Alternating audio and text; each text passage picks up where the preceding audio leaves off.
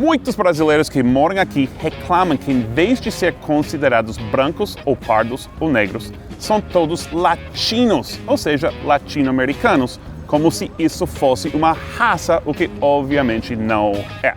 Mas aqui, os latinos se consideram um grupo demográfico. Mesmo sendo de países diversos, as culturas possuem elementos em comum. E por ser uma minoria oficial, é mais fácil lutar contra a discriminação e pelos seus direitos usando estatísticas do censo. É claro que sabemos que alguns latinos são brancos, outros negros, outros asiáticos, etc. Mas vamos ver os censos dos dois países para entender melhor porque aqui ser latino virou mais importante do que ser de uma raça ou outra. Olhe o censo brasileiro, que fácil! Você escolhe entre branco, preto, amarelo, pardo ou indígena.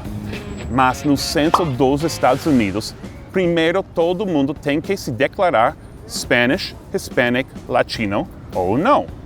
Claro que é um pouco confuso, porque obviamente brasileiro não é Spanish nem Hispanic, mas é latino.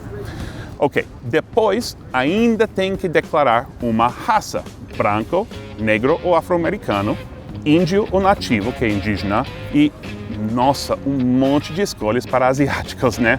Detalhe, não chame um asiático de amarelo aqui, é muito ofensivo.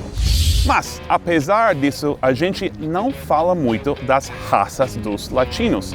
Dividimos a população entre latinos, brancos não latinos, negros não latinos, indígenas não latinos, etc. Então, quando a gente fala de brancos aqui, estamos realmente falando dos brancos que não são latinos. Eu sei que para muitos brasileiros parece ridículo, mas lembre que os brasileiros formam uma porcentagem minúscula dos latinos nos Estados Unidos, menos de 1%.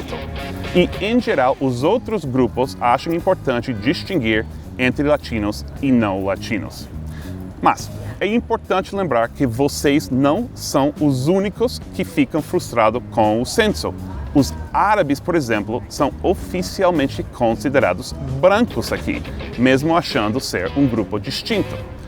E parece que em 2020 o censo vai incluir uma categoria para eles. Quem sabe se no futuro a categoria Spanish, Hispanic, Latino virar mais clara também.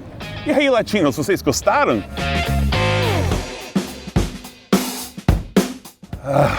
At least that Mexican and that Brazilian are cut from the same cloth.